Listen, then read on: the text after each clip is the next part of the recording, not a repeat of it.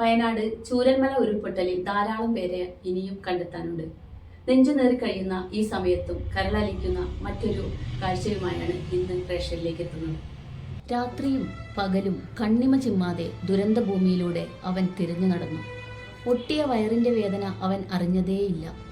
ഇത്രയും കാലം തന്നെ പോറ്റിയ പ്രിയപ്പെട്ടവരെ തിരയുകയായിരുന്നു ആ പാവം മിണ്ടാപ്രാണി.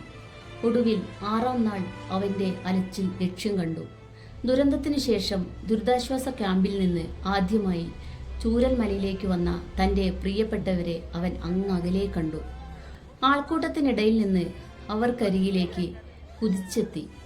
ആ അമ്മയ്ക്കരികിലെത്തിയപ്പോൾ കൊച്ചുകുട്ടിയെപ്പോലെ അവൻ കരഞ്ഞു. മുൻകാലുകൾ ഉയർത്തി നെഞ്ചിൽ ചാഞ്ഞു, പിന്നെ മുഖത്ത് നക്കി. കരച്ചിലടക്കാനാകാതെ ആ അമ്മ അരുമയ്ക്ക് മുത്തം നൽകി.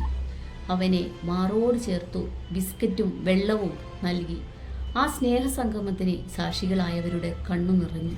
അട്ടമലയിൽ താമസിക്കുന്ന ഉമാ ബാലകൃഷ്ണനും കുടുംബവും ദുരന്തമുണ്ടായ രാത്രിയിൽ ഓടി രക്ഷപ്പെട്ടതാണ്. കോരിച്ചൊരിയുന്ന മഴയത്ത് കൂരിട്ടത്തേക്ക് ഇറങ്ങുമ്പോൾ ലിയോയെ അവർ ഉപേക്ഷിച്ചില്ല. അവനെയും ചേർത്ത് പിടിച്ച് ചൂരൽമല വരെ ഓടി.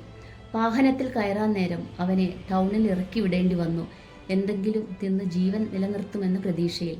പിന്നെ കാണുന്നത് ഇന്നാണ്.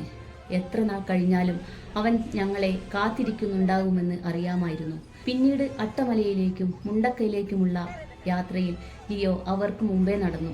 വൈകിട്ട് ദുരിതാശ്വാസ ക്യാമ്പിലേക്ക് മടങ്ങുമ്പോൾ അവനെ കൂടെ കൊണ്ടുപോകാൻ കഴിയുമായിരുന്നില്ല.